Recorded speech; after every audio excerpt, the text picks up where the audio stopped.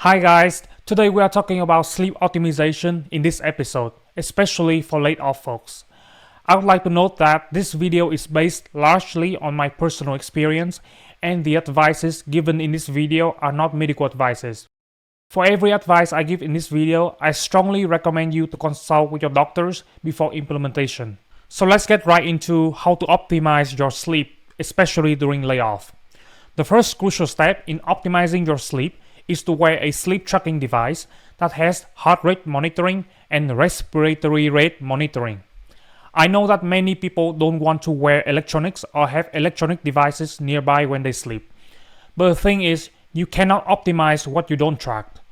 Tracking sleep along with heart rate and respiratory rate during your sleep is crucial for continuously optimizing your sleep. I believe sleep tracking and optimization is a must for anyone who wants to perform at their best, especially if you just got laid off and are competing rigorously in your interviews, side hustles, and side businesses. Laid off employees especially have tons of worries and stresses, and thus sleep deprivation is very common. Even folks that have not been laid off or people that were laid off in the past are full of worries about the future, given our current economic situation. High interest rate coupled with high inflation eating away people's paycheck day by day. Everyone nowadays is a hustler. A well-optimized sleep regime ensures that you can function at your best and allows you to fire on all cylinders, maxing out your creativity and productivity to chase your freedom for the days and weeks ahead. But here I would give you the list for both wearables and non-wearable devices that you can try. For people who don't want to wear anything on their wrist, there are two devices you can try. So the first one would be Oura Ring. I will show you the Oura Ring here. It is the Oura Ring Gen 3 Heritage. I will put a link down in the description and also the top pin comment down below. Essentially, Oura Ring is a sleep tracking and also heart rate monitoring device that you can wear on your index finger. And I would say that the heart rate monitoring was pretty good when I tried it for the Gen 2. I'm not sure about the Gen 3. This is perfect for people who actually don't want anything on their wrist and still want relatively accurate heart rate monitoring as well as, decent sleep tracking. I think the Oura Ring Gen 3 also tracks naps. So you can track your naps during the day too, besides tracking your sleep. So that's a plus. So I will put a link for the Oura Ring in the description and also the top pin comment down below, so you can check it out. I used to use Oura Ring, the original version, before getting my Apple Watch. So one of the main drawbacks of this ring is that I cannot wear this ring while lifting weights. And this is actually something that the manufacturer also mentioned in the caution section of the device. Also, I found that my finger size changed quite a bit throughout the years. As I lift weights and gain some more weight and no longer skinny, my finger size also increased. And thus, my Oura Ring became too snug, and due to it being a ring, I could not further adjust it. Unlike the Apple Watch on my wrist right now or any other wrist devices like the Fitbit, these wrist devices can easily adjust to, you gaining or losing weight. Oura Ring also comes with a monthly subscription fee of $5.99 per month. I'll say that I'm totally fine with a subscription fee if it delivers significant value. And sleep tracking is essentially the most important self-care item and crucial for performing at your best to beat the layoff. So if you like the fit and the form factor of Oura Ring, don't worry about the subscription fee. $5.99 per month is about the price of a coffee cup in most states.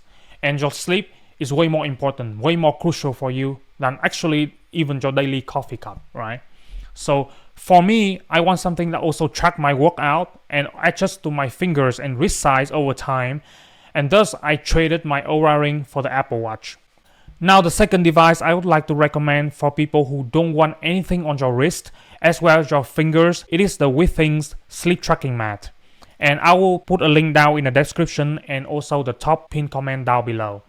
The Withings sleep tracking mat can be placed under your mattress, and in my experience, it gave pretty accurate numbers in terms of sleep tracking.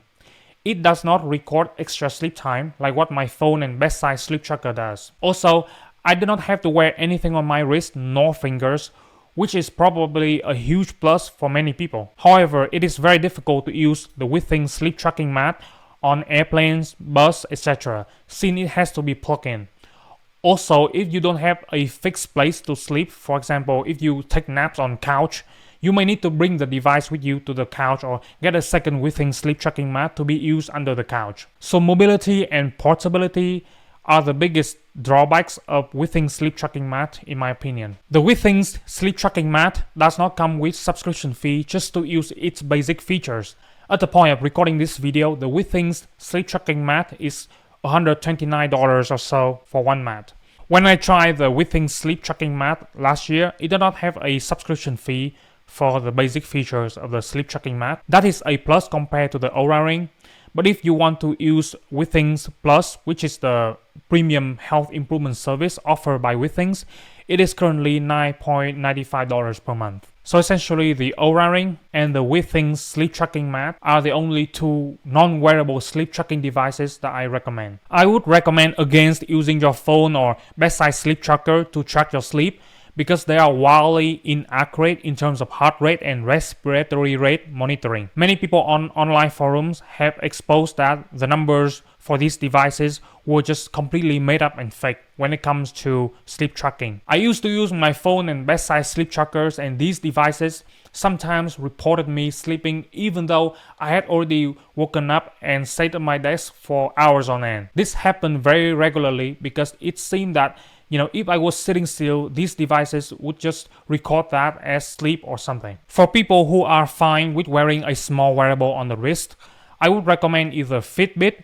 Google Pixel Watch, or Apple Watch for tracking your sleep. And I will put a link down in the description and also in the top pinned comment down below. Here I would like to introduce you to Fitbit Charge 6. And Fitbit Charge 6 is actually my favorite Fitbit device because it has the smallest form factor. But if you are more into smartwatch, actually you should get the Fitbit Versa, which is the smartwatch version of Fitbit. Because Fitbit is now a Google subsidiary, so you can just get a Google Pixel Watch 2. And I think they use Fitbit tracking algorithm to actually track your sleep. So essentially, Fitbit Charge 6, Fitbit Versa 4, and Google Pixel Watch 2 have the same sleep tracking algorithm and sleep tracking software. They all use Fitbit software, but I think the Google Pixel Watch 2 has better hardware. So in terms of heart rate monitoring and sleep tracking and respiratory rate monitoring, I think Google Pixel Watch 2 has the best hardware among the Fitbit devices. If you are an iOS user, I would recommend you to go with Apple Watch Series 9, which is the latest Apple Watch, or whatever the latest Apple Watch series is gonna be. It's pretty good in my opinion, especially the heart rate tracking. The hardware is also really premium in terms of sleep tracking and heart rate monitoring.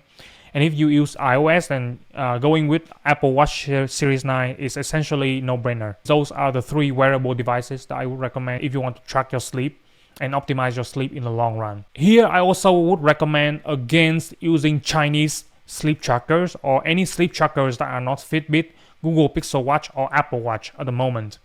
Chinese sleep trackers and even the Samsung Galaxy Watch, I have found them to be wildly inaccurate when measuring my sleep duration to the tunes of plus or minus 30 minutes or so. For the Chinese sleep trackers, it was like plus minus 1 or 2 hours or something. For sleep tracking devices on wrist, I would say that the Google Pixel Watch, the Fitbit devices, and the Apple Watch show very similar numbers, and they are all pretty accurate from my own experience. But the Fitbit Charge series tend to have the smallest footprint on the wrist, followed by the Fitbit smartwatches, and then followed by the Google Pixel 2, and then the Apple Watch devices. For people who want cross-platform compatibility between iOS and Android, Fitbit devices are probably no-brainer. For Android users, Google Pixel would be the best, and for iOS users, I would recommend just stick with the Apple Watch if its form factor is not an issue for you. Okay, so that is the first step towards optimizing your sleep. Use a sleep tracking device from the list I mentioned above. The second thing that I do to optimize my sleep is to make sure that I get at least 6 hours of sleep every night, which is totally different from 6 hours of time laying in bed. Many people think that if they lay in bed with their eyes closed for 7 hours or 8 hours, then that is their sleep time. That's actually incorrect. This is why using a sleep tracking device like what I mentioned earlier is crucial. Most folks who were laid off either cut back on their sleep intentionally or unintentionally to squeeze out time to apply for their next jobs, contract gigs, or to scale up their businesses post-layoff. Sleep can also be heavily disrupted by worries about the next paychecks, how to get the next income, etc. Especially if you have a family and kids to feed and try to put a roof over your head. Despite all these challenges and excuses, I believe that getting a minimum of 6 hours of sleep per night, not 6 hours of time in bed, is the most important self-care step that ensures my performance day in and day out, regardless of how dire my situation is or how many side jobs or hustles I'm doing. So I would say that get rid of the excuses and start really optimizing sleep schedule as much as you can if you want to beat layoff fast. And I would like to show you a Joe Rogan podcast where Joe Rogan was interviewing Matthew Walker, a professor of neuroscience and psychology at University of California, Berkeley, and founder and director of the Center for Human Sleep Science. He essentially say here that no human can function on less than 6 hours a day. And I will actually play this video for you. Now, what about the people that say that they sleep, they go to bed, they sleep 5 hours, they wake up and they feel great? Is that bullshit? We have the number of people who can survive on 6 hours of sleep or less without showing any impairment, rounded to a whole number and expressed as a percent of the population is 0.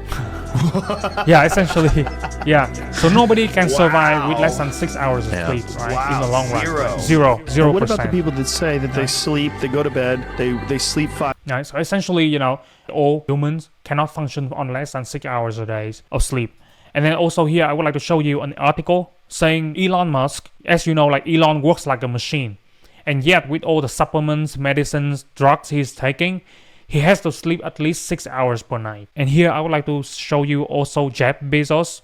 And he also said like he had to take 8 hours of sleep every day to be able to function properly. He was essentially echoing the same thing as Elon Musk. So I understand that everybody is different, but I also function worst on days that I sleep less than 6 hours.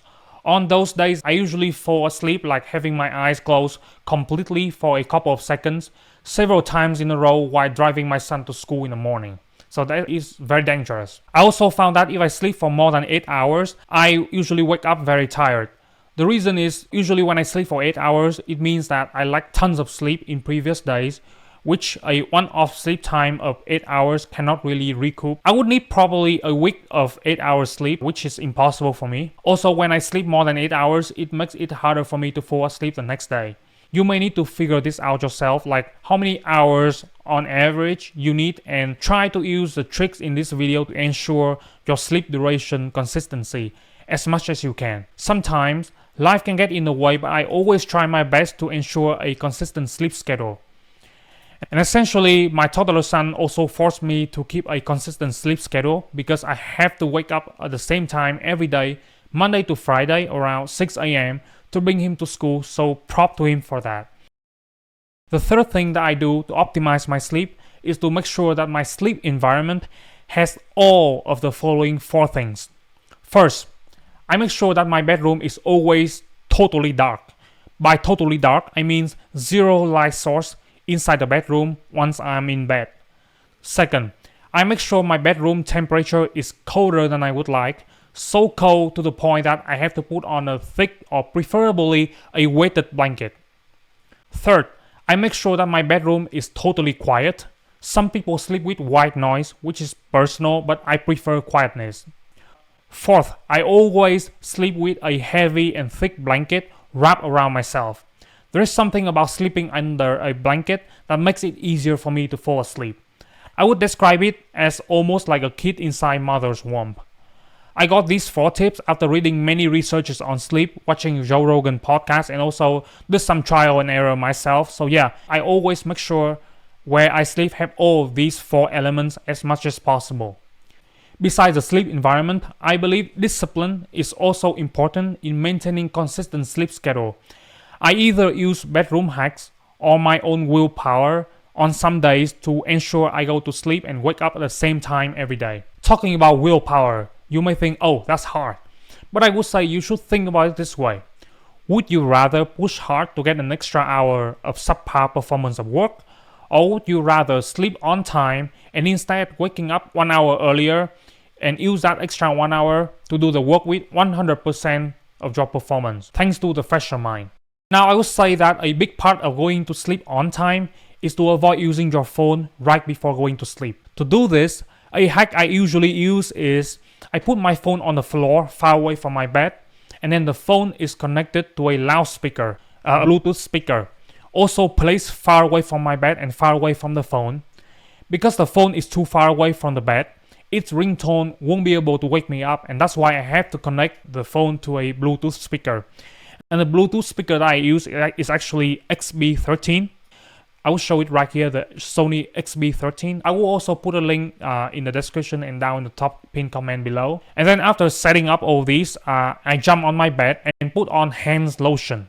I put like 12 to 15 pumps to make sure that my hands are super greasy. Once my hands are super greasy and full of lotion, I won't even want to touch my phone at that time. The brand of lotion I use is Aveeno Daily Moisturizing Body Lotion. Not only does it make my hands super soft and avoid the need to apply hand lotion after hand wash in 24 hours, it also helps me fall asleep faster by preventing me from using my phone before going to sleep.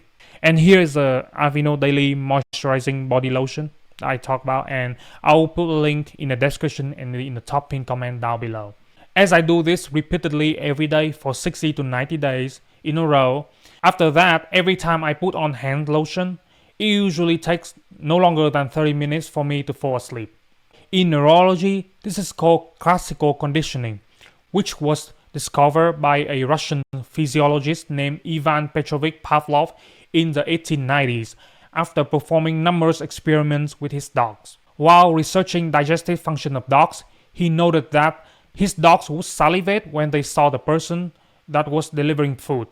During the experiments, he presented a variety of stimuli before the presentation of food, and eventually he found that after repeated association, a dog would salivate to the presence of a stimulus other than food, such as bell ringing or lights on and off. In order to ensure consistent sleep and wake up time, I also use an alarm software called Alarmy that forced me to walk out and take multiple pictures of different areas in my houses where I usually visit in the morning as part of my morning routine, and also my office desk. And here I would like to show you the Alarmy app, right? This video is not sponsored by Alarmy, but I found this software to be really good. The software is available on both Google Play and App Store. Here's a link to Google Play, Alarmy, and then iOS App Store. It's available on iPhone and iPad. I think the software also has a mode to prevent the snoozing of the alarm. So I cannot snooze the alarm, but I have to go out and take pictures of my office room. The entire process essentially forced me to be away from my bed for around 5 minutes, which is enough to wake me up completely most of the time and eliminate my needs for going back to my warm and cozy bed. If you don't want to disturb the person sleeping next to you, like your partner or spouse, you can try any of the wearable smart waking up feature. I think the Fitbit or the Google Pixel Watch 2 or Apple Watch, they all have smart waking up feature that they wait until you are in the lightest stage of your sleep and then start vibrating or sounding a little bit to wake you up at that stage. But for me personally, the smart wake up feature of smartwatches is definitely less effective than a loud and far away alarm that forced me to get out of bed viciously to turn it off. Whether I try to turn off the phone or get out of the bedroom to take pictures of my office, the Alarmy app forced me out of the comfortable blanket and make my mental awareness heightened, especially when coupled with the colder than normal room temperature. Even though I and my wife don't wake up at the same time, usually I wake up at 4 a.m., which is super early, and my wife is totally cool with the alarm. We care way more about our financial future and freedom than anything else, especially during the time I was dealing with my own layoff. If you have kids like I do, I strongly recommend waking up earlier than the time you need to take your kids to school, and sleep a little earlier. If you have kids, it is likely that your kids will sleep around 8 p.m. or even earlier. My son sleeps around 8 p.m. every day, and thus there's not much else for our family to do past 10 p.m. or so. The last point I would like to touch here is nutrition. We will be having separate video about nutrition, vitamins, and supplements in this series. Please note that this is not medical advice and you should consult your doctors before taking any extra nutrition or supplements. But for sleep specifically, I always ensure the following 4 things. Number 1. I stop taking caffeine and sugar 6 hours before bed. To stay awake the minutes or hours before bedtime to do extra work, I use a standing desk like what I'm doing right now, and avoid all sort of carbs throughout the day. Number 2, I never take melatonin. Essentially, I said goodbye to it years ago. I'll talk about this later. Number 3, I take vitamin D3 and vitamin K2 daily. Number 4, I take magnesium malate 200 mg during the day and magnesium threonate 144 mg 60 minutes before bed daily. On days I find it hard to sleep, 60 minutes before bed, usually I also combine, magnesium threonate with apigenin and theanine when I find it hard to sleep. Let's explore each of these points. First, let's talk about caffeine. It should be self-explanatory, but I stop all caffeine and sugar consumption 6 hours before bed. After stopping taking caffeine and sugar, I use standing desk for the remaining 6 hours. I stand 100% of the time to make sure I am always awake without caffeine. Basically, I just stand for 6 hours and only sit down occasionally for 5 minutes or for eating. Similarly to caffeine, sugar can also cause sugar high, which makes it harder for you to fall asleep. It is also unhealthy to consume sugar close to bedtime. Second, let's talk about melatonin. I used to take melatonin for sleep years ago due to the fact that I always took way too much caffeine before bedtime. However, in the long run, I have found that melatonin really messes up my sleep and makes my dreams way more vivid and insomnia way worse. I had to up my dosage of melatonin almost weekly as my tolerance built up. After getting to like 25 mg, which is like 5 pills to get to sleep, and then got a huge headache with dizziness after waking up, I just felt that, it was too unhealthy and stopped taking it and searched for a way out of melatonin.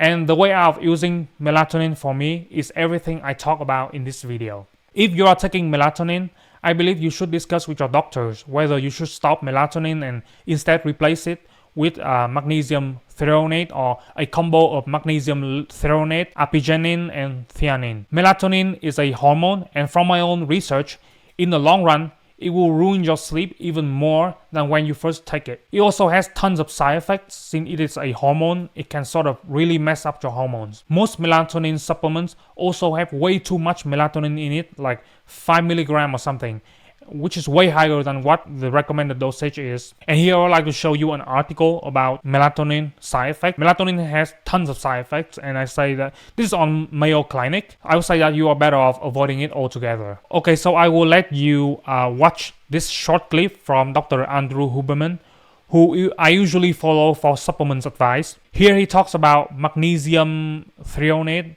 plus apigenin plus theanine combo, the combo that he also used to help with his sleep when it is hard for him to sleep. There are supplements that for most people will greatly improve their ability to fall and stay asleep. Magnesium threonate, apigenin, and theanine. First of all, you don't necessarily need to take all three, although many people get a synergistic effect from taking all three. For most people, the margins of safety on these things are going to be pretty broad. So 145 milligrams of magnesium threonate, 50 milligrams of apigenin, and 100 to 400 milligrams of theanine, many people find allows them to get really drowsy and fall asleep. Yeah, this is really a combo that I deeply, use when I find it and they hard to feel sleep. much more. In my personal opinion, magnesium threonate, or the combo mentioned by Andrew Huberman, beat melatonin big time for me and does not create a tolerance or side effects that melatonin created for me in the past. Also, magnesium threonate and apigenin and theanine are supplements and not hormones. Hormones are way more invasive to your well-being compared to supplements. Okay, so the third point I would like to touch here is vitamin D3, vitamin K2, and magnesium, and their roles with your sleep, as well as what I currently do to ensure that I have the optimal levels of these three vitamins. So let's talk about the roles of these three vitamins and what deficiency in them would cause you. So first, vitamin D3, right? So adequate levels of vitamin D3 are linked to better sleep quality and mood regulation. It helps in the production of serotonin, a neurotransmitter that contributes to feelings of well-being and happiness. Low levels of vitamin D3 have been associated with mood disorders like depression and seasonal affective disorder, or SAD. So here I would like to show you the research here, right? So vitamin D is important in anxiety or depression, right? Low level of vitamin D are associated with increased symptom of depression and anxiety, right? So when you are depressed and anxious, it's really hard for you to actually fall asleep. So ensuring enough vitamin D is very important. Okay, so next is vitamin K2.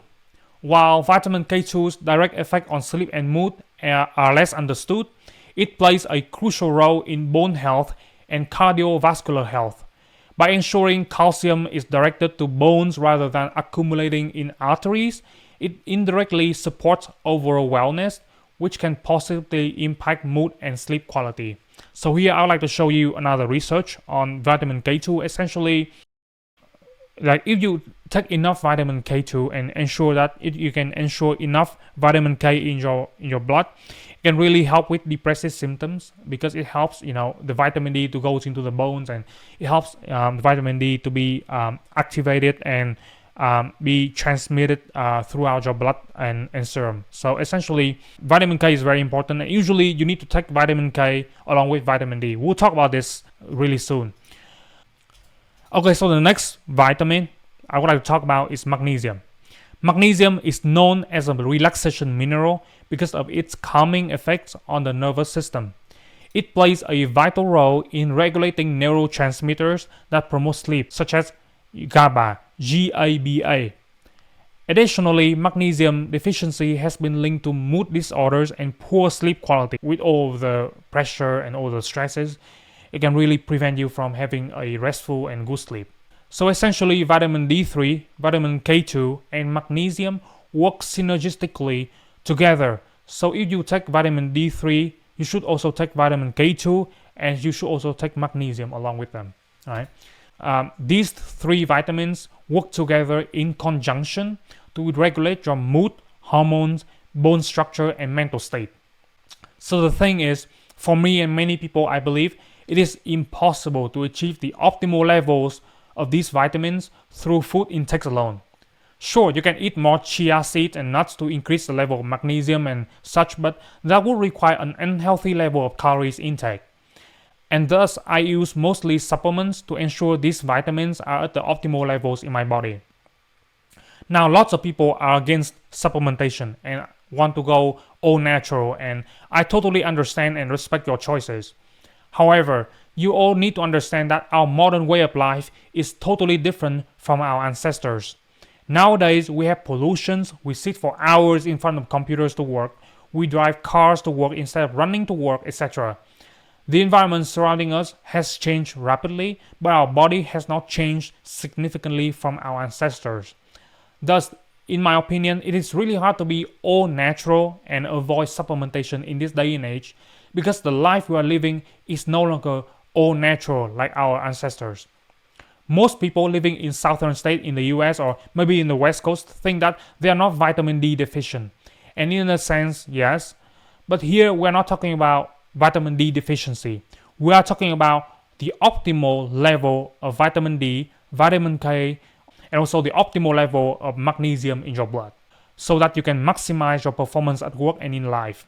Remember, if you were laid off specifically, you will need optimal level of vitamin D to be able to fire on all cylinders to beat your layoff fast. Personally, despite living in Texas, going out frequently, daily to commute to Tesla to work for a total of 1 or 2 hours on the road each day, I still need to supplement vitamin D and vitamin K to get enough serum vitamin D level in my blood. I believe this also depends on your genetics. Again, we'll touch on this point later in the video. But I would bet that many people in the US, including you guys watching, may not have the optimal level of vitamin D to function, even if you live in Hawaii or Florida and go outdoor for 1-2 hours a day. My entire family in Vietnam are vitamin D deficient, and their sun exposure is way higher than Florida, Texas, or Hawaii. It also depends on genetics though, so you should definitely go check your blood for vitamin D, vitamin K, and magnesium. We will talk about blood testing very shortly. Before taking vitamin D and K and magnesium supplements, I was frequently burnt out, low on energy, and felt sad all the time. I just kept drinking more and more coffee until one day a friend of mine gave me a bottle of vitamin D3 to try, and it made a world of difference for me. After that experience, I essentially became a biohacker, always searching for better ways to improve my overall physical and mental well-being. If you are having any of the symptoms I listed above during this time, you should go check your blood for vitamin D3, vitamin K2, and magnesium, especially for deficiency. Vitamin D3 and vitamin K2 should always be taken together. The reason being, if you have a high level of vitamin D without enough vitamin K, the calcium might not transfer to the bones properly and instead end up in the vascular tissue. And so in short, you need to make sure that you have enough vitamin D, vitamin K, and magnesium in your blood. By having enough, I mean having the optimal levels of vitamin D, vitamin K, and magnesium. Not the minimum levels just for you to survive, or the minimum levels for you just not to get sick or diseases, right? If you have health insurance, you can ask your primary care doctor to include testing of vitamin D, vitamin K, and magnesium in your blood. If you don't have health insurance, you can use the following vendors to test your blood in the United States. These vendors are not sponsoring this video, and I personally have never used them before. But my friends and people in my network told me about these services and they have good things to say about them. So I just mentioned all these services here. The links to these blood testing services will be down in the description and top pinned comment below. You can do your own comparison between them and choose the one that fit you the best. None of these services require any insurance and they are very affordable in my opinion. So the first blood testing service without requiring insurance I'd like to show you is an Ultra lab test, right? And yeah, I think the price is pretty decent. If you don't have health insurance, I would say it's probably the cheapest in all these options. At the time I was checking it, right? I'm not sure what the price is now.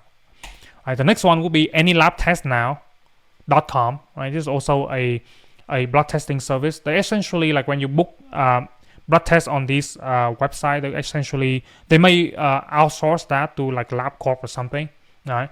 But they it's like deprioritize something like that. It's usually cheaper even though you don't have health insurance. The next service to test blood will be Direct Labs, right? So yeah, you see here you can see like 10 most important tests or something, and then it also had like mycotoxin panel, right? You can try searching for vitamin D, just searching for vitamin D, K, magnesium, or any panels that contain those metric, you can try searching for vitamin D, vitamin K, and magnesium, or you can try any blood test panel that has these three vitamins, right? So the next service I would like to tell you is Private MD Labs, right? So I have used none of these services before, so but I've heard good things from my friends and in networks about these services. So if you don't have COBRA coverage when you were laid off, all right, or you don't want to get COBRA coverage, or you want to touch your health insurance, and this is also one way to test it. And the final lab would be Omega Quant. I think this one is they actually send the test to your home. I think I'm not sure. I've never used it before, right? So let's see. I think this service actually ship the test kit to your home, and you can test it yourself, right? So this is like a self-testing service. You're not going to a lab or something. This is like testing at home if you are into this. It also does not require a health insurance, and actually I'm not sure if it actually tests vitamin D or K, whatever. You can try researching it, but these are the 5 blood testing services that I know do not require health insurance, and they are pretty affordable, most of them, and all of these are pretty affordable, I would say. Most of the time when you go to test vitamin D, vitamin K, and magnesium in the health clinic or hospital, and even in some of these services, they will usually give you a range, right? For vitamin D, I remember the range was something like between 20 nanogram per milliliter and 40 nanogram per milliliter. However, these vitamin D levels are usually very low, like too low. And these ranges are just barely enough for you to survive and not getting sick. But actually, they're not enough for you to perform at your best or to have the optimal health that you can have. What you really want with vitamin D, vitamin K, and magnesium is the optimal range, so you can function optimally as a human being. Not just the minimum levels, just to avoid death. For me personally, my vitamin D level is always around 70 nanogram per milliliter to 80 nanogram per milliliter, which I believe is the optimal level for a healthy male at my age. For vitamin K and magnesium, I cannot recall, but they are both like 1.5x to 2x what the minimum levels required to survive is. If you have insurance, you should double check with your doctors or nutritionists and tell them you want to have the optimal level of vitamin D, vitamin K, and magnesium, not just the minimum levels to avoid death or diseases. If you don't have health insurance, I believe the blood testing websites I mentioned before also have a recommended range that they post, and if your numbers are not at the top of the range, you are likely not at the optimal level to function. The way I maintain my vitamin D, vitamin K, and magnesium at optimal levels is through both foods and supplementation, which we can talk in details in future dedicated episode for nutrition and supplementation. For vitamin D, vitamin K, and magnesium, I mostly get them through supplementation though, because it is actually hard to keep getting these optimal amounts from food. Please note that I use supplements after numerous blood tests myself. Usually I test my blood every 6 months to a year, and all these supplement intakes are all tailored specifically for my blood numbers and my age and my gender, so yours may be different. If you do take supplements or change your diet, you should try to monitor your blood, and all of your health decisions should be based on your blood test along with discussions with your healthcare providers. In terms of supplements, I take a total of 8,000 IU of vitamin D and 180 micrograms of vitamin K2 in MK7 form, with 1,500 micrograms of vitamin K2 in MK4 form daily. Here are the products that I use currently for my vitamin D and vitamin K2, link down in the description and top pin comment below. So the first one I take is vitamin D 5,000 IU without vitamin K. And then the next one, this is the K Right. It has the vitamin K in it. It has both vitamin K and vitamin D in it, and I actually take this vitamin in the afternoon. Yeah, another 1,000 IU I take from my fish oil supplement. So I use a fish oil supplement that also has, 1,000 IU of vitamin D. So that add up to 8,000 IU of vitamin D, and this K Right supplement, like this brand, Jaro Formulas, is very good in my experience. This is a really good brand. So the links to all these are gonna be down in the description and the top pin comment below.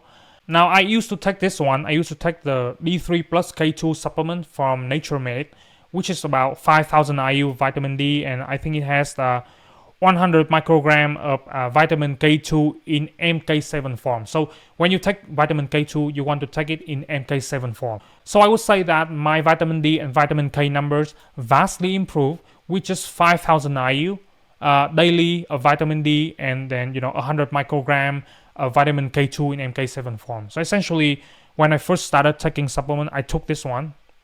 When choosing vitamin D and vitamin K, make sure that they are in soft gel form and not the capsules or tablet form, because I believe that D3 and K2 are both fast soluble.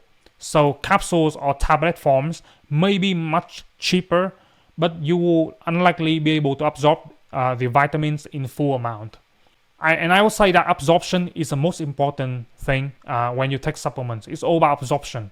For magnesium, I also take 350 milligram of magnesium daily, including 200 milligram of magnesium malate during the day and 150 milligram or so of magnesium threonate before bed daily to ensure I will get enough magnesium for myself.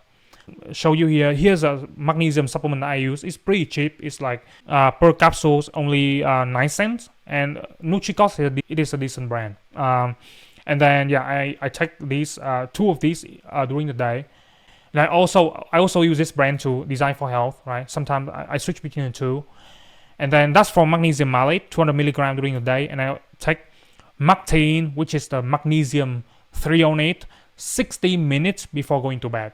So similar to what Dr. Andrew Huberman suggested earlier, almost daily.